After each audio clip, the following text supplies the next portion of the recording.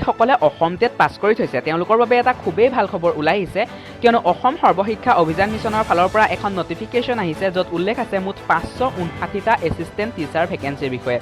এই পদকেইটাৰ বাবে আবেদন কৰিবলৈ আপোনালোকৰ বয়সৰ সময়সীমা কিমান হ'ব লাগিব আবেদনৰ অন্তিম তাৰিখ কেতিয়া কেনেকৈ আপোনালোকে আবেদন কৰিব লাগিব কি পৰ্টেলত আপোনালোকে আবেদন কৰিব পাৰিব এই সকলোখিনি কথা মই এই ভিডিঅ'টোত কৈ আছোঁ গতিকে ভিডিঅ'টো স্কিপ নকৰি সম্পূৰ্ণকৈ চাই থাকিব তো হেল্ল' ফ্ৰেণ্ডছ আপোনালোকে চাই আছে আপডেট আছাম ইউটিউব চেনেল গতিকে পলম নকৰি আহক ভিডিঅ'টো আৰম্ভ কৰোঁ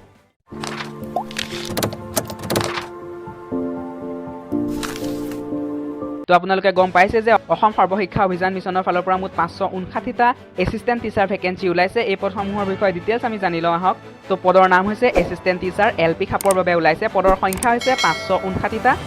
আৰু দুখন ডিষ্ট্ৰিক্টত এই 559টা পদ ভাগ কৰি দিছে কাৰ্বি আংলং ডিষ্ট্ৰিক্টৰ বাবে 331টা পদ আৰু ৱেষ্ট কাৰ্বি আংলং ডিষ্ট্ৰিক্টৰ বাবে 228টা পদ ধৰা হৈছে ইয়াৰ বাবে আপোনালোকৰ কোৱালিফিকেশ্যন থাকিব লাগিব হায়াৰ ছেকেণ্ডেৰী বা ডিএলএড বা বিএলএড বা বিএড বা গ্ৰেজুৱেশ্যন আৰু ইয়াৰ বাবে আপোনালোকৰ এটলিষ্ট 50% মাৰ্কছ থাকিব লাগিব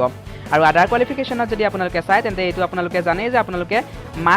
আপোনালোকে আছাম টেট পাছ কৰিব লাগিব ইয়াৰ বাবে এপ্লাই কৰিবলৈ আপোনালোকৰ বয়সৰ সময়সীমা হৈছে 18 পৰা 40 বছৰৰ ভিতৰত আৰু ইয়াত এজ ৰিলেক্সেশ্যন এভেইলেবল আছে as per government rule apply mode হৈছে অনলাইন আৰু আজিৰ পৰাই পৰ্টেলটো অপেন কৰি দিয়া হৈছে আপোনালোকে অনলাইন আজিৰ পৰাই কৰিব পাৰিব অনলাইন কৰিবৰ বাবে লিংকটো মই ভিডিঅ'টোৰ ডেছক্ৰিপশ্যন বক্সত দি দিছোঁ তাত আপোনালোকে চেক কৰিব